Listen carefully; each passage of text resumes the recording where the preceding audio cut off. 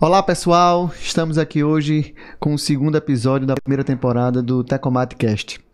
Um ambiente para a gente tratar de inovação, tecnologia e construção civil. Hoje a gente está com Lucas Bezerra, da Fama, um grande amigo e parceiro nosso, formado na Universidade Politécnica, a grande e saudosa Universidade Politécnica. Verdade. Né? Mestre também pela Universidade Federal de Pernambuco. Então Lucas tem vasta experiência, apesar de ser novo, uma geração aí bastante promissora que vem na engenharia. Hoje ele vai abrilhantar a nossa prosa, a nossa conversa aqui. Lucas, seja bem-vindo. E para a gente começar, eu queria que você se apresentasse e contasse um pouco da sua trajetória. Por que engenharia? O que é que lhe incentivou e lhe estimulou, estar aqui hoje? A fazer essa loucura, né? Bom, primeiramente agradecer aí o convite. É uma honra para mim estar aqui com vocês da Tecomat, são parceiros e amigos de longas datas, né? Sendo representado aqui por Neto, mas figura de Tibério, Ângelo e também o saudoso professor Joaquim, né? Que eu tive a oportunidade e o prazer realmente de ter contato em algumas experiências profissionais. Bom, minha trajetória com a engenharia civil foi muito decorrente do meu pai, né? A empresa, a Construtora Fama, foi fundada em 1986 pelo meu pai e pelo irmão dele, meu tio. E logo criança eu sempre estava visitando os canteiros de obra, principalmente aos sábados. Meu pai sempre me levava cedinho e aquilo ali de certa forma já me encantava. Eu já ficava super curioso como é que aquilo era feito, como é que um prédio daquele se sustentava. Enfim, fui realmente participando e convivendo com esse ambiente. Então foi uma coisa muito natural da minha formação quando chegou na época, né, de fazer vestibular. Não só pelo fato de a empresa já existir, mas pelo fato de eu ter me identificado realmente com a profissão. E aí não tive tanta dúvida não do que escolher. Fui para engenharia civil, fiz minha graduação lá na Escola Politécnica, uma universidade que eu tenho um carinho imenso, assim. Fiz grandes amigos e tive grandes professores que até hoje são nossos consultores, projetistas. A gente tem contato ainda.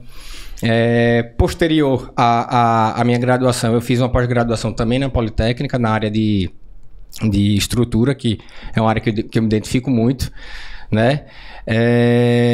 Tive uma experiência também nessa parte acadêmica de ter feito um mestrado em engenharia de produção, este mestrado pela UFPE, né, lá no CTG, e foi muito procurando melhorias e entender o porquê que a indústria da construção civil está tão distante, de fato, dessas outras indústrias que a gente está mais familiarizado, como automobilística, metalúrgica, enfim. Então isso me levou realmente a tentar entender um pouquinho mais desse cenário para tentar trazer para a parte da construção civil. Foi um aprendizado bem interessante que até hoje a gente está tentando aplicar aí dentro da empresa. Perfeito. Veja que a Fama é uma empresa de quase 40 anos, né, e a gente começa a se perguntar, hoje mesmo, e ontem a gente discutindo um pouco o dia a dia desse podcast aqui, por que o nome Fama? Será que a Fama já nasceu para ser famosa? Como é que surgiu essa marca, esse nome? Então, pode ser curioso ou não, né? Mas os fundadores, né? Eu falei, meu pai e meu tio não sabem responder essa pergunta, né? Lá, quando a empresa foi fundada, foi criado esse nome e depois, quando a gente começou a trabalhar, tanto eu quanto o meu irmão, Breno, que a gente faz parte hoje da diretoria da empresa, a gente questionou eles, de onde é que veio esse nome? Nenhum souberam responder, nenhum dos dois, né? E aí, terminou que a gente, para tentar justificar e até explicar um pouquinho de tantas pessoas já fizeram esse questionamento pra gente, né? A gente, desde 2013, a gente tá fazendo uma brincadeira com os empreendimentos que a gente vem lançando, que é da segunda geração da empresa, né? Que a gente tá colocando o nome Hall, que é para brincar com o Hall da Fama. Então, assim, foi talvez uma justificativa pelo nome, mas que essa ideia surgiu realmente agora na segunda geração. Não existe uma explicação. De fato, o que a gente tem feito agora é colocar essa identidade do hall da fama nos projetos novos que a gente está desenvolvendo. A gente percebe, que acompanha vocês já há um certo tempo, que esse novo posicionamento da fama, essa questão da segunda geração, como é importante a gente ter esse alinhamento e ter esse planejamento estratégico do ponto de vista de sucessões, né? E o que me chamou a atenção é o posicionamento de vocês, que fala que acredite, né? Para construir a gente desconstrói. O que é que isso tem a ver e como é que vocês estão se posicionando em relação aos próximos empreendimentos nesse tipo de posicionamento? Isso aí já é um brainstorm, vamos dizer assim, dessa nossa identidade do que a gente está querendo realmente desenvolver nos novos projetos que a gente vem trabalhando, né? Essa questão do desconstruir o óbvio, a gente tem até algumas frases que a gente usa lá dentro da empresa. Por que um metro quadrado precisa ser quadrado, né? Então é para, de fato, provocar na gente, na equipe, nos parceiros, nos projetistas, a gente sair um pouquinho dessa caixa, né, da coisa tão convencional e tão tradicional, né? Então isso passa por uma arquitetura disruptiva, isso passa por a gente tentar, por exemplo, nos empreendimentos de segunda moradia que a gente fez agora recentemente, Portugal e Tamandaré, a gente tentou trabalhar muito com o conceito de democratizar uma moradia a um ticket que seja mais acessível, vamos dizer assim. Perfeito. Então, tem produtos que, por exemplo, produtos de resort de beira-mar em Muro Alto, são caríssimos e tem uma infraestrutura grande. A gente tentou trazer um pouco dessa infraestrutura para esses empreendimentos um pouco mais compactos e um pouco mais simples, vamos dizer assim, né? Que não sejam necessariamente beira de praia e tal. Então a gente conseguiu entregar uma boa academia, uma boa área de lazer, uma brinquedoteca, um spa, né? Ter uma arquitetura diferenciada sem ter que cobrar tão caro em detrimento desses imóveis mais luxuosos. Então esse conceito de tentar democratizar essa moradia também é uma coisa que a gente busca linkar muito com essa coisa do desconstruir o óbvio. Então você não precisa ser tão caro para ser um produto tão bom. A gente tenta trazer um pouco disso nos projetos. Recentemente a gente também teve um lançamento e é uma obra que já está em andamento, chamado Arte Hall, que é um empreendimento que a gente está fazendo aqui em Boa Viagem, que também faz parte dessa inquietação de a gente sair da caixinha, né? É um empreendimento que a gente está com... Na fachada a gente vai desenvolver uma arte urbana, né, com um artista parceiro lá de Alagoas, pessoal da Ácido, e tem diversos desafios aí de engenharia que acho que a gente pode falar mais na frente, para poder incorporar essa arte na fachada do prédio e ficar uma coisa realmente não só esteticamente amigável, mas a gente entende que vai modificar um pouco daquele ambiente urbano da cidade, sabe? Vai trazer uma melhoria visual e estética muito interessante para o bairro. A gente percebe que nesse conceito de desconstruir o óbvio, vocês vêm se destacando aqui na região metropolitana do Recife, nas praias, muito com uma arquitetura disruptiva, um design um pouco mais arrojado, mas isso tem alguns desafios do ponto de vista da engenharia, certo? Perfeito. Quais são as práticas que a Fama vem adotando e que você, na liderança da engenharia, vem considerando para tornar execuível esse design, esse sonho, essa gentileza urbana? Uhum. Como é que vocês estão praticando isso lá? Eu acho que tem dois pontos importantes aí a se destacar, Neto. Um é a gente tentar, de forma muito responsável, encontrar um equilíbrio financeiro para que a coisa não fique muito onerosa e fique fora da rentabilidade que a empresa espera. A gente sabe que coisas mais arrojadas tendem a ser mais onerosas em termos de orçamento, mas a criatividade, às vezes, vale muito. Então, às vezes, não é necessariamente um revestimento mais caro, ou uma pele de vidro, ou uma estrutura metálica. Não, às vezes é um detalhe, uma arte, ou um detalhe de arquitetura, ou até a própria estrutura, o movimento, que não são coisas que impactam tanto, mas que traz uma arquitetura, que traz um arranjo tridimensional para o projeto interessante. Então, o primeiro desafio, acho que é a gente encontrar esse equilíbrio na nossa base orçamentária, que fique viável, né, e que não comprometa a rentabilidade nem o preço de venda para o nosso cliente final. Quanto à engenharia, eu acho que a gente tem feito um trabalho interessante e pesado do que a gente chama de engenharia montante, né? Então, a gente realmente tem um prazo aí de desenvolvimento de projetos um pouco mais extenso, mas a gente já vai evoluindo. Todos os projetos da gente hoje são em BIM, né? Então é uma coisa que é um caminho sem volta, né? A gente tem, por exemplo, agora em andamento lá uma obra lá em Piedade chamada Avenue Hall, que é um empreendimento extremamente disruptivo de forma arquitetura, tem uma estrutura extremamente complexa, né? Cheia de transição e tal. E eu fico imaginando, a gente fazendo isso na época que eu saí da universidade, lá em 2010, onde AutoCAD era a coisa mais revolucionária que tinha, o quão difícil seria em relação ao que a gente tem disponível hoje de ferramenta, né? Então, a gente trazendo isso para a etapa de planejamento de projeto, esses modelos, trazendo os projetistas, fica muito mais fácil a gente fazer as compatibilizações e enxergar as dificuldades da execução e evitar que essas dificuldades sejam apenas identificadas no momento da execução da obra. A gente traz isso para a etapa de desenvolvimento de projeto, junto com nossa coordenadora, junto com o calculista, junto com outras empresas parceiras, para ir buscando soluções de tentar realmente, diante de um desafio, o que é que a gente pode minimizar em termos de execução e facilitar para que a coisa seja vá para a obra de forma mais redonda, vamos dizer assim. Essa disciplina da engenharia montante, a gente começa a perceber o quão importante é ela no sucesso dos empreendimentos. Não tenho dúvida. A gente ultimamente visitou lá Fortaleza, né? Estava presente. E você estava presente, e a gente percebeu o quanto algumas indústrias ou alguns mercados eles estão um pouco mais amadurecidos. Eu vejo que a Fama ela tem esse núcleo interessante.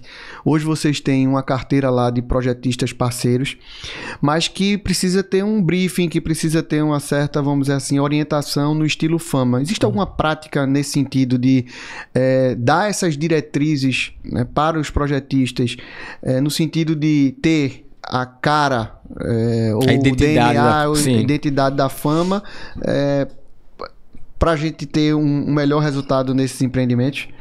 Existe, Neto. Inclusive, a gente fez tá em desenvolvimento até com a própria Tecomat um trabalho interessante, que é o que a gente chama de caderno de diretrizes, né? A gente tem, para cada disciplina, a gente vai criando alguns padrões, que esses padrões podem ser de mercado, pode ser padrão da Fama, pode ser padrão que a gente acha interessante, pode ser padrão que a gente já veio de melhoria contínua através de lições aprendidas de outros projetos, mas a gente reúne todas essas informações, a gente faz um catálogo por disciplina, né? O caderno é todo digital, então assim, no momento da contratação do projetista, existe um contrato formal e a gente já envia esse caderno para ele para dizer, a partir do momento que você for desenvolver o projeto, essas são as premissas básicas que a Fama quer atender no desenvolvimento do produto.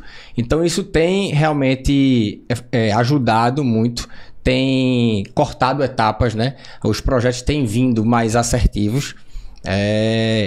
E acho que o próximo passo desse desenvolvimento é a gente transformar isso dentro de um modelo BIM, né? Então a gente traçar essas diretrizes que hoje são em formatos de textos ou de imagens ou de figuras ilustrativas ou recortes de normas, enfim.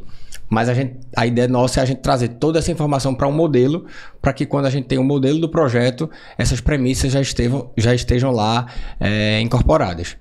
Essa fase de vocês de engenharia a montante, de pré-obra, quanto tempo mais ou menos por projeto dura?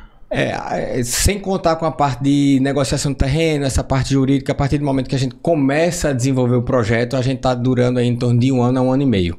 A gente... Como é importante.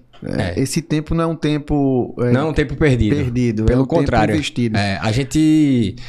Nesses empreendimentos da segunda geração que começou lá com o Atlantic Hall em 2013, a gente já fez 6 entregas, né, de empreendimentos. Todas elas foram entregas antecipadas de prazo, né? De prazo contratual. E muito disso por conta desse trabalho feito, sabe, né? Dessa antecipação de problemas, desse planejamento, desse projeto vir numa versão executiva de fato muito mais fiel ao que pode ser executado no campo. E isso tem facilitado, inclusive, o trabalho dos engenheiros de produção na obra. É uma coisa que a gente acredita muito e que a gente sabe que traz resultado. Nessa parte da arquitetura, Lucas, a gente percebe que essa segunda geração ela ousa um pouco mais no design, na disrupção, né? E a gente circula um pouco a nível Nordeste, a gente vê que cada centralidade ela tem a sua especificação ou o seu DNA, né? E a gente vê que Recife está passando, a região metropolitana, por uma mudança, certo? Provocada por vocês e por outros parceiros nossos também. Vocês contam com arquitetos locais só, com arquitetos, né, de fora? Como é que é essa tropicalização da arquitetura, até porque cada centralidade dessa tem uma certa especificação com relação à lei de uso e ocupação do solo, algum tipo de legislação. É fácil você utilizar, por exemplo, um arquiteto de Balneário de Camboriú que tem uma plástica, um design mais aproximado com o momento de vida de vocês, mas que aqui em Recife tem as suas certas especificidades e tropicalização. Como é que vocês fazem isso na prática ou se isso aí já aconteceu com vocês? Fácil não é. Quando só tem um arquiteto já é difícil. Avalie com 2, né? Bom, a gente sempre tinha trabalhado com arquitetos locais, né, os parceiros, que a gente acredita que tem muita gente competente aqui realmente. Muito. Mas, recentemente, a gente fez a nossa primeira experiência num projeto que a gente está lançando agora em breve, lá na zona norte do Recife, que foi com um arquiteto de João Pessoa, né? E muito dessa experiência eu posso te falar porque é uma coisa que está acontecendo ainda, o desenvolvimento do projeto, né? Então existe de fato a dificuldade de a legislação e outras normas e requisitos serem realmente diferentes devido à diferença da região. E por conta dessa necessidade, de fato, a gente teve que contratar um escritório daqui de Recife para fazer essa tropicalização, né? Para pegar o projeto, a concepção, a ideia do que foi desenvolvido, trazer para cá e adaptar o que a gente precisa em termos de taxa de uso de solo natural, em termos de dimensões mínimas dos ambientes, em termos de conforto de ventilação. Isso varia realmente. As premissas são diferentes de Recife para João Pessoa. E aí, óbvio que é mais uma etapa no projeto, é mais um player envolvido, né? Isso dificulta um pouco mais, isso se alonga mais um pouco do processo, mas o resultado final é bem interessante. Assim, a gente tendo um projeto, a gente está com 3 arquitetos envolvidos, né? A gente tem um arquiteto que fez a concepção do produto, tem um arquiteto que fez a tropicalização e tem um outro arquiteto que está fazendo a parte de interiores. Então, quando a gente junta todas essas visões e tem um resultado do produto final, que eu tenho certeza que vocês vão adorar quando a gente estiver lançando, você vê que valeu a pena, sabe? Apesar do processo ser trabalhoso, mas o resultado foi bem interessante. Perfeito. Eu acredito muito hoje, Lucas, na questão do ecossistema para desenvolvimento de parcerias, né? Que é isso que vocês estão fazendo. Na realidade, você tem um arquiteto aqui da nossa cidade vizinha de João Pessoa, que, né, com o apoio de uma arquitetura local, de um escritório de arquitetura local, está fazendo com que esse projeto ele tenha o seu potencial ali o máximo não é explorado. Então isso é você trabalhar em conjunto, você trabalhar até em parceria. Você conseguir extrair o melhor de cada profissional, né? Você vê assim, tem arquiteto que tem um requinte para fachada incrível, tem arquiteto que tem um desenvolvimento para melhoria dos espaços, aproveitamento melhor dos cômodos, fantástico. Aí você vai pegando o melhor de cada um e quando você consegue colocar tudo isso num único produto, o resultado final é incrível. Isso, essa disciplina, ela tá na incorporação ou ela tá já na disciplina de engenharia montante? Já na parte de engenharia montante. A parte de incorporação fica realmente com esse primeiro projeto arquitetônico, que é a concepção, e a partir do momento que a gente vai desenvolver o projeto de fato, isso vai para a engenharia montante, que fica a cargo da coordenadora de projetos, sob minha supervisão técnica da parte de engenharia. Né? Na parte da engenharia, já teve algum tipo de intervenção sua, né, na incorporação, no tocante a, pessoal, isso aqui é melhor a gente não seguir por esse caminho não, tá muito disruptivo. É briga diária. É briga diária. Direto, assim. Ainda bem que é briga entre irmãos, né? Não sei se é tão bom, né? Tem a parte boa e tem a parte ruim. Depois, quando a gente sai pra tomar cerveja, a gente se entende. Mas, assim, de fato, é feito aquilo que eu te falei, né, no início. É esse equilíbrio de até onde essa disrupção, até onde essa ousadia pode ir dentro de um teto orçamentário que a obra comporta, né? Então, a gente tem as nossas reuniões de projeto lá com todo o time envolvido. Então, sempre tem a briga. A coordenadora de projetos e o diretor de incorporação, no caso que é Breno, querem ousar o máximo possível, porque a gente entende que o mercado está pedindo, comercialmente falando, é mais interessante, né? É mais bonito, chama mais atenção, tem mais argumento de venda, né? Ao mesmo tempo que do outro lado da cadeira fica eu sobre a parte de engenharia e a coordenação de orçamento e planejamento dizendo, opa, se a gente for muito por aqui, esse orçamento a gente não vai conseguir cumprir e vamos tentar chegar no equilíbrio. Então, realmente, são reuniões que a gente vai fazendo escolhas, né? Sempre com essa análise do que pode ser feito em termos de custo. E a gente sempre procura tentar trazer algo criativo, porque às vezes a parte criativa ela se sobressai muito mais em relação a alguma coisa cara, como um revestimento ou algo do tipo. Então, nem sempre a gente tá indo por esse lado, sabe Neto? Uhum. É óbvio, tem projetos da gente que a gente tem um investimento interessante em revestimentos, em fachada de pele de vidro, isso faz parte também. Mas tem outros, como o caso que eu te falei do Artium, que é uma arte numa fachada texturizada, que muda completamente a estética do projeto, entendeu? Então, partiu muito dessa criatividade, né? Ao invés de a gente ir pro comum de nessa fachada vamos colocar uma pele, vamos colocar um revestimento de porcelanato e tal.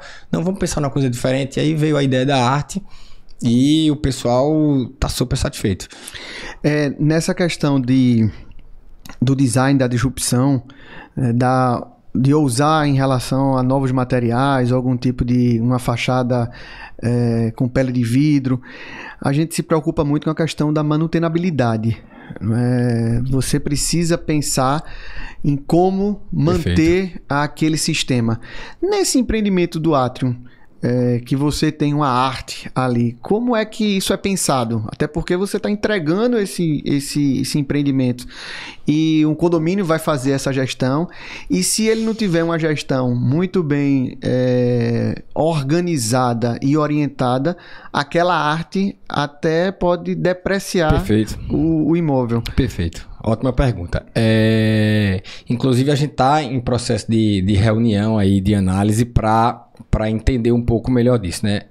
A gente fez a reunião recente agora, envolvendo, estava eu e a coordenação do projeto lá da Fama, Ângelo por parte da Tecomat, né? Que está desenvolvendo o projeto de fachada, junto com o Ricardo, e os artistas, né? E a gente foi levantando uma série de dúvidas e de problemas que a gente estava enxergando, tentando justamente antecipar essa coisa da execução, né? Sim. Porque você vê, nessa fachada, a borda da arte vai ser em cerâmica e a base da arte vai ser em textura.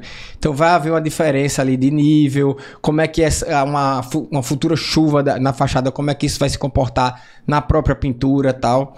E a gente vai fazer uma série de ensaios, tanto da parte com a especificação das tintas que eles vão usar, né?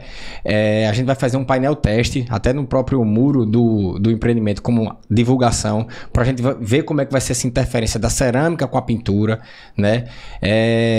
Tem outros materiais que vão ser utilizados justamente para preservar a pintura. Tem hidrofugante, tem um hidrorrepelente, tem uma série de coisas que a gente vai testar a reação química desse material com a tinta que vai ser utilizada pelos artistas.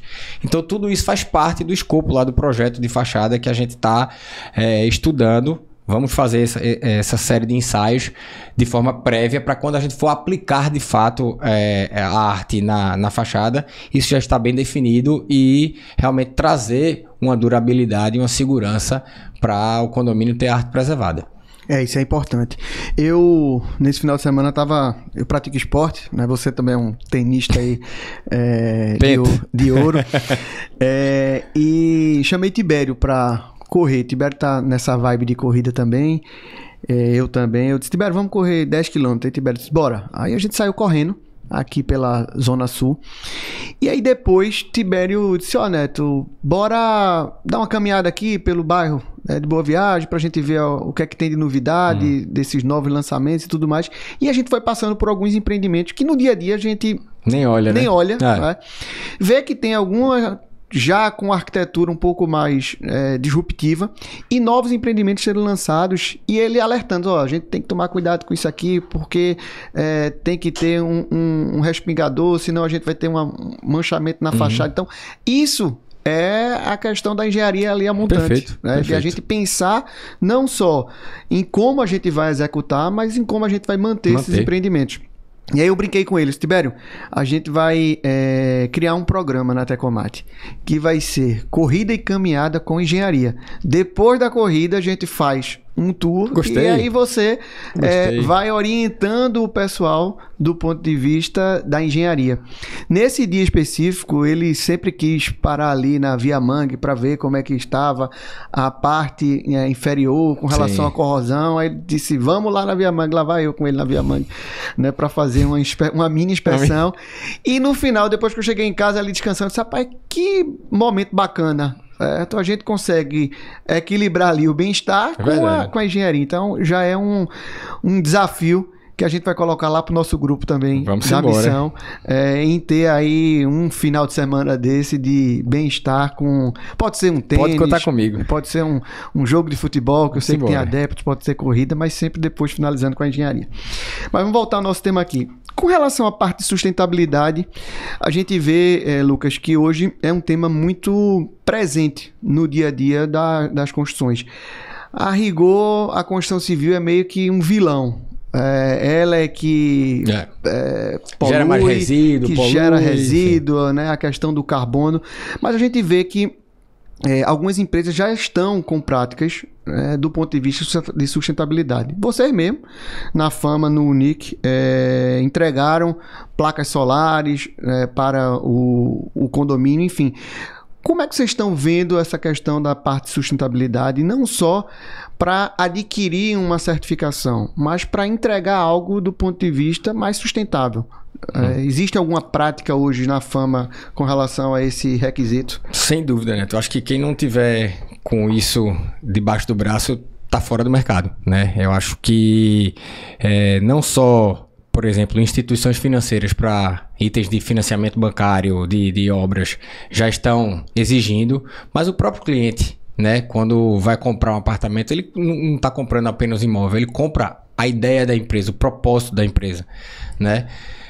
Então a gente tem realmente feito alguns trabalhos, você falou, o Unic, a gente conseguiu entregar toda a parte de área comum abastecida pelas placas solares. O Maré Alta, que foi um empreendimento agora que a gente foi vencedor do prêmio ADEME em Tamandaré, a gente também entregou o sistema todo em operação já para o condomínio, né? Dentro dos valores da gente, lá da política de missão, visão e valores, tem um item que eu acho muito interessante, que a gente bota assim, construir com olhar a longo prazo, né? E o que é isso? É construir de forma sustentável, construir pensando na manutenção do condomínio, né? Muitas vezes a gente até cobra isso da equipe de engenharia, porque o engenheiro de produção, quando termina uma obra e vai para outra, ele acha que a parte dele está entregue.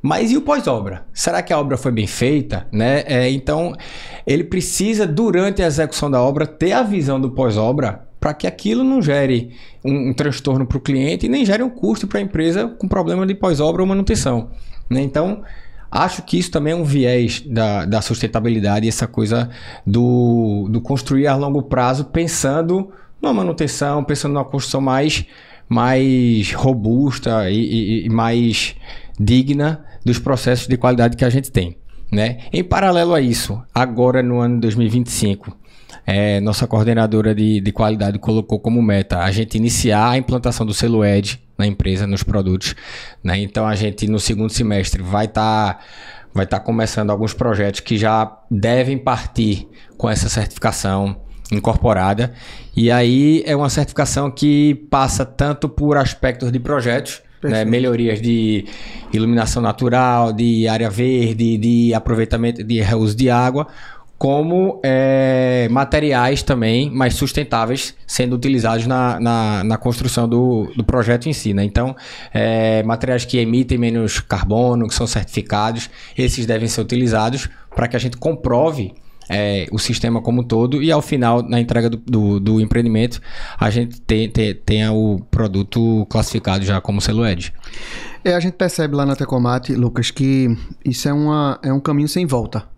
Como você falou, o agente financeiro impulsionando esse conceito da sustentabilidade, eu acho que o mercado ele começa a ter um entendimento um pouco melhor e com um pensamento mais a longo prazo, como você colocou aqui. Lá a gente iniciou esse trabalho em 2023 de apoiar as empresas, né, nas certificações, né? E o que a gente observa do que a gente vem começando a desenvolver é que as empresas já existem, certo? Práticas sustentáveis. Certo? Não está organizado, não está formatado. E formatado. Mas que eu preciso também estar pensando isso, como você falou, lá na fase de projeto, certo? Tem algumas certificações que a premissa básica é o projeto. Isso. Não adianta eu querer certificar um empreendimento... A obra em execução. Com a obra em execução. O esforço é muito maior. Certo? Sem dúvida. E aí o investimento também é maior e acaba não fazendo sentido naquele momento, porque cada obra tem o seu orçamento, como você bem colocou aí, e que precisa ser respeitado, que precisa ser alcançado aí. Mas você falou aí no Prêmio ADEME, né? A Fama, ela vem há 2 anos consecutivos sendo agraciada com algumas premiações. O Sunny foi... que é lá o Sunny Hall, que é lá em Porto, foi premiado em 2023, agora em 2024 o Maré, em Tamandaré, e são empreendimentos mais voltados para a segunda moradia, certo? Como você falou, conseguiu equilibrar produtos diferenciados com tickets acessíveis e são produtos excelentes aí que vocês estão deixando para a sociedade. Está na estratégia de vocês esse mercado da segunda moradia? Como é que tu vê ainda esse mercado hoje? Certo? Que pós-pandemia teve um acréscimo muito grande, mas hoje ainda, na tua visão, existe mercado para os próximos anos para esse tipo de segmento? Sem dúvida, Neto. Inclusive, a gente já tem projetos aprovados. Tem um lançamento nosso previsto na Praia dos Carneiros, agora para o final do ano, né? Na verdade, já foi lançada as obras que devem iniciar no final do ano, né? Um empreendimento maior, já de um porte mais robusto, e a gente acredita muito nesse mercado ainda. Acho que ainda tem muita coisa para ser feita, acho que outras áreas vão ser exploradas. A gente sabe que Porto de Galinhas já está quase que no limite, né? É difícil arrumar um terreno, alguma coisa do tipo, mas migrou-se para Tamandaré. Tamandaré também já está numa expansão aí imensa. A gente tem outras praias do litoral nordeste como um todo. Maragogi tá aí super em alta, com o desenvolvimento do aeroporto também. Então, assim, eu acredito que é um mercado amplo e que tem muito espaço ainda para se desenvolver, sabe? É um produto que os investidores da gente, pelo menos, gostam muito, porque rentabiliza, porque pode utilizar no final de semana, fazem o uso híbrido, como a gente chama, né? Uso próprio, e quando não está usando, faz locação em diversas plataformas. Então, a gente tem realmente feito prospecção de áreas para esse tipo de projeto. Já tem essa obra, esse lançamento aí, que a gente deve estar começando ao final desse ano, e tem outras coisas que tá em estudo também, sabe? De fato, a pandemia deu uma revolucionada nesse mercado, né? Foi justamente no início da pandemia que a gente já estava ali com o Sunny Hall em execução, e o mercado emergiu, né? Assim, impressionante como foi rápido o crescimento e a quantidade de lançamentos e tal. E você vê que tem demanda, assim, tem demanda. A gente até se assusta com essa quantidade de lançamentos e de execução, que traz outros problemas para a gente do ponto de vista de mão de obra. Então, a gente vive momentos interessantes na construção civil de uma oferta muito grande, mas com espaço ainda da gente ter mais empreendimentos, mas esbarrando na questão da mão de obra ali, da escassez, da qualificação de mão de obra. Tem colegas que a gente conversa no dia a dia que dizem, olha, eu não vou conseguir garantir os meus indicadores de crescimento muito em função da falta de mão de obra. E é uma falta de mão de obra geral. Seja mão de obra direta, seja mão de obra indireta, certo? E isso é preocupante. Não só a nível local, a nível regional e a nível Brasil. Como é que vocês veem isso e o que é que a Fama vem tentando desenvolver para superar esse gargalo aí da questão de mão de obra? Toda roda de amigos, grupo de WhatsApp que você tá, na parte de engenharia, esse tema é talvez o mais falado, né? De fato, é um grande problema que a gente tá vivenciando, né? Falando da mão de obra direta, acho que alguns motivos levam a gente estar passando por isso, óbvio, que o mercado aquecido, essa mão de obra vai ficando mais escassa, mas a gente tem aí outras formatações de trabalho que muita gente que era um pedreiro hoje virou um Uber, virou um entregador de iFood, tem gente que virou apostador de bet, enfim, né? Por incrível que pareça, tem muita evasão de mão de obra para isso mesmo. Verdade. Né? O filho do mestre de obra não quer mais ser pedreiro, aquela coisa que tem a hierarquia que era tão comum dentro dos nossos canteiros, isso está se perdendo, né? O mercado ele não está ficando mais interessante para essas pessoas.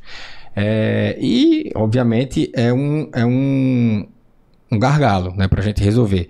Existem alternativas, acho que se fala muito em industrialização, né, processos utilizar processos racionais, estruturas pré-fabricadas, tentar reduzir etapas. Isso é uma coisa que a gente já vem praticando, né? Por exemplo, lá no Avenue Hall mesmo, que é essa obra da gente de Piedade, no início da obra da fundação a gente estava com uma dificuldade imensa de montar uma equipe de carpintaria, de armadores e tal, e a gente viabilizou a estrutura daqueles blocos prontos, que já vem o próprio bloco em forma de alumínio com armação, e você só faz o içamento com caminhão muque e concreta. Então, são alternativas que você vai arrumando, né, em detrimento de fato da falta de mão de obra. Mas assim, eu acredito que a gente tem que, de certa forma, buscar incentivar esses trabalhadores a voltar para o mercado, né, de alguma forma, e em paralelo a isso é inevitável, sabe, Neto, essa coisa da racionalização e da industrialização. Não tem como a gente estar pensando mais numa obra, o pedreiro botando tijolo por tijolo, rodando um traço de argamassa, transportando em carrinho. Isso, se com mão de obra disponível já era complicado, sem mão de obra isso fica inviável, né? Então acho que todo mundo tem que fazer esse dever de casa de tentar trazer para os seus canteiros e para a sua empresa essa racionalização e industrialização, né? E na parte dos indiretos, vamos dizer assim, dos gestores, de engenheiros e tal, Existe a mesma dificuldade, né? Eu acho que a geração nova de engenheiros, acho que a gente vai falar aí mais para frente, tem alguns desafios que a gente não tinha anteriormente, né? Mas é uma outra geração de fato. E o que a gente vem fazendo, pelo menos na Fama, a gente vem tentando reter essas pessoas, né? Tanto quem já é de casa, como os próprios estagiários, auxiliares. Quem tem dado um suporte para a gente muito grande é o próprio Instituto do Engenheiro Joaquim Correia, né? A gente tem hoje, a gente já mandou almoxarifados nossos para fazer curso lá. A gente tem 2 mestres de obras nossos lá no curso de encarregados. Tem auxiliar de engenharia e tem engenheiro no curso Engenharia 360. Isso é uma forma que a gente encontra de capacitar e ter uma mão de obra mais qualificada, mas também retê-los dentro da empresa, porque eles se sentem valorizados. Eles observam que a gente está fazendo investimento, que a gente está acreditando no trabalho deles e que por isso que a gente faz realmente questão de ter essa coisa da cultura, do aprendizado, do conhecimento, para que eles tragam resultado para a gente e para que eles se sintam valorizados também. Como você falou, a gente precisa ter uma prática de retenção. Já não existe. E o mercado, do jeito que está nessa ebulição, a gente vê alguns assédios, que é natural, né, que é normal, mas com práticas de retenção, de valorização do profissional, a gente fica menos susceptível a esse tipo de situação. O Instituto foi fundado por nós, da Tecomat. Acho que a gente foi um dos primeiros patrocinadores. Na verdade, a Fama foi a primeira patrocinadora do Instituto que acreditou no processo, que acreditou no projeto. Foi e está sendo uma experiência muito interessante. Quando a gente fundou o Instituto, foi justamente com esse propósito. Sim. Primeiro, de garantir ali a manutenção do DNA do professor Joaquim, mesmo em outro plano. Mas tudo que ele passou para a gente enquanto Tecomat, tudo que ele contribuiu, até com pessoas físicas, jurídicas, enfim, a gente só não é justo a gente deixar tudo isso ali dormindo ou lá iluminando a gente de alguma certa forma. Perfeito. E o Instituto nasceu com essa vontade e hoje a gente tem, graças a Deus, com um planejamento estratégico, com uma parte de governança muito forte e muito estruturada, vê que o Instituto está começando a contribuir com essa formação dessa pessoas. Mão de obra direta, essa questão social é muito gratificante quando a gente entra no canteiro de obra, a gente vê que muda a realidade de uma pessoa, da vida, e construção civil tem isso. Certo? Você fazendo um paralelo, construção civil, em termos salarial, deve ser a das indústrias que mais remunera. Sim. Eu estava conversando semana passada com o Rafael, lá da Tenor, e Rafael dizendo, Neto, tem bloqueiro meu que recebe 12 mil reais. Certo? Então, quando é que a pessoa... com o nível de instrução, que tem esse profissional, ele tem uma renda de 12 mil reais aí fora, certo?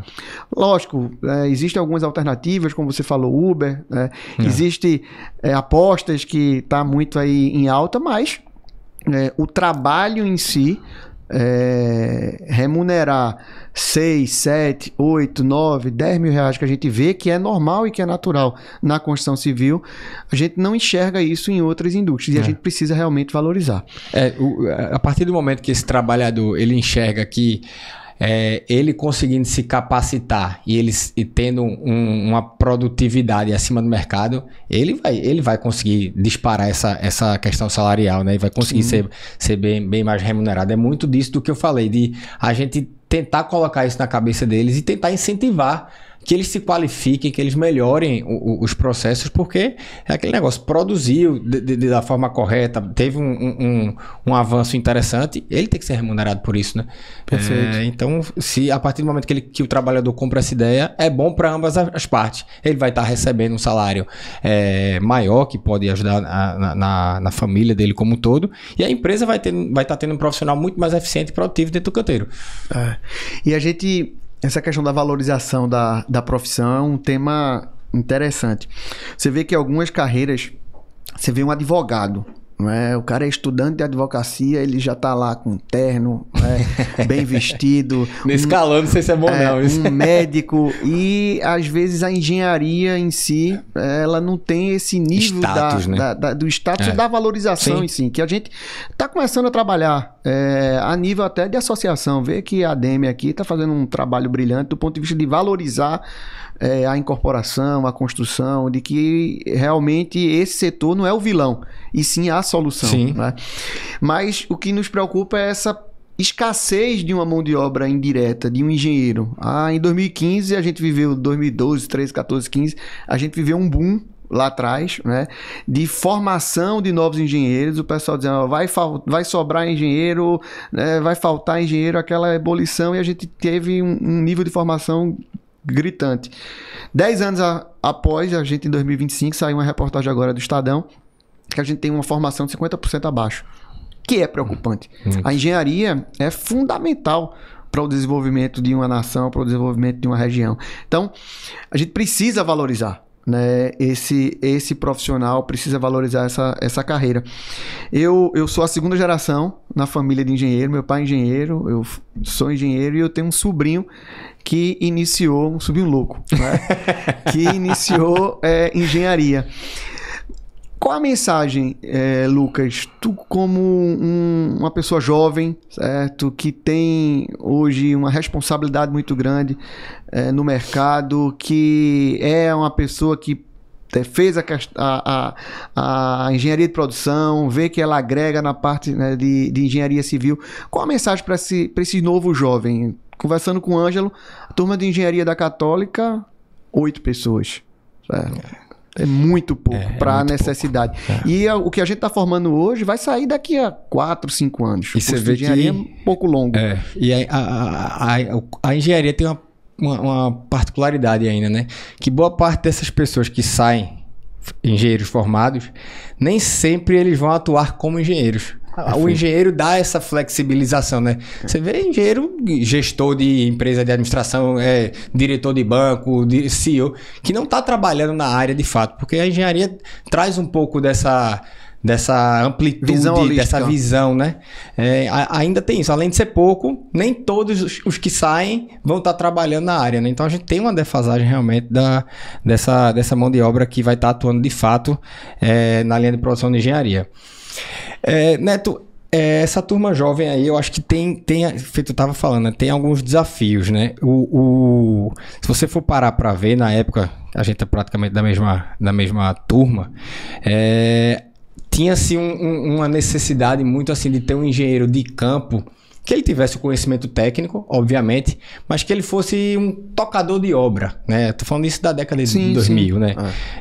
Hoje não existe mais essa figura, né? Hoje você precisa de um cara que seja um gestor, que tenha um perfil de liderança, que saiba tratar com pessoas, né? Então, assim, a gente primeiro precisa... gerenciar prioridades. Exato. Gestão de riscos, tudo isso, né? Então, os requisitos hoje são outros, né? Mas o que eu digo tem que estar atualizado quanto a essa questão de liderança, de organização de pessoas, de processos, de novas ferramentas, enfim... Mas acho que essa geração nova precisa tentar ser um pouco menos imediatista, né? A facilidade do que a gente tem hoje de informação, de tudo, né? O GPT, né? Você pergunta qualquer coisa aí, ele... né? E isso está trazendo uma geração ansiosa, né? Não só nessa questão do achar que não precisa ter o conhecimento porque tem tudo na palma da mão, mas que, assim, eu vejo inúmeras pessoas, assim, que fez uma obra e já quer se tornar coordenador. Óbvio, o mercado está propício a isso.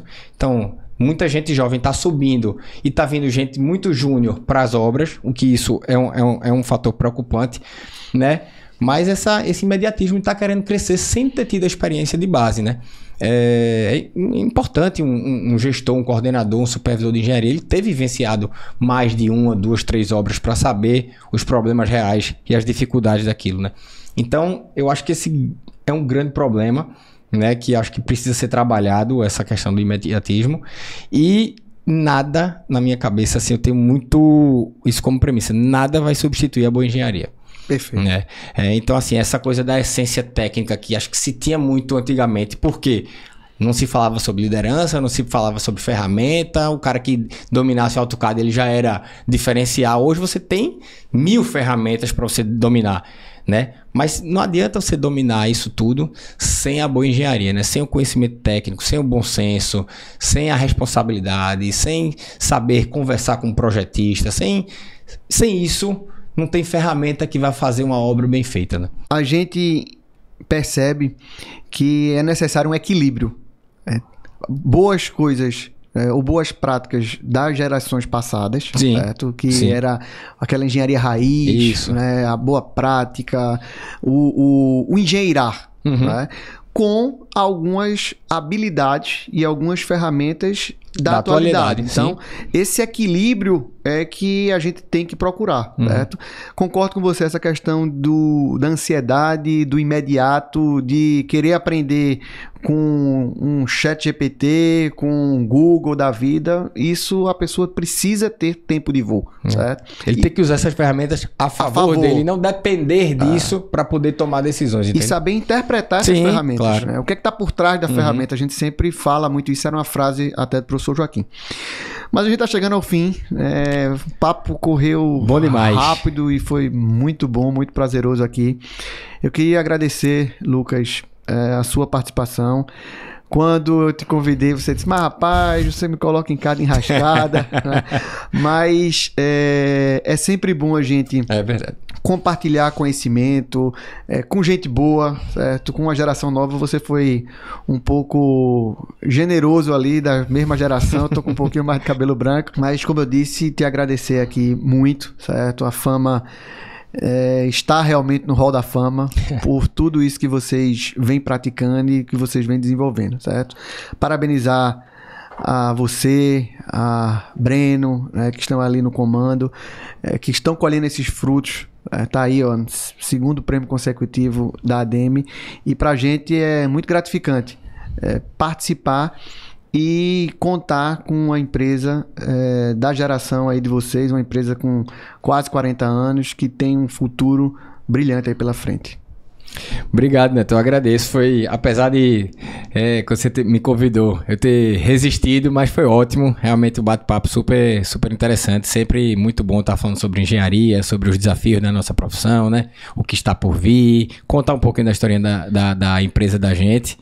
E ter vocês da Tecomat e do Instituto como parceiros também é uma honra pra gente, assim, sabe? A gente conta muito com vocês, tanto na parte técnica, mas a gente criou um laço de amizade, de confiança, né? No que vocês conseguem entregar pra gente e propor. Então agradeço demais o convite, estou à disposição para qualquer outro momento e muito obrigado mais uma vez. É isso aí, pessoal. Finalizamos aqui mais um podcast da Tecomat, o Tecomatcast. Esse ambiente de inovação, engenharia, construção civil, enfim.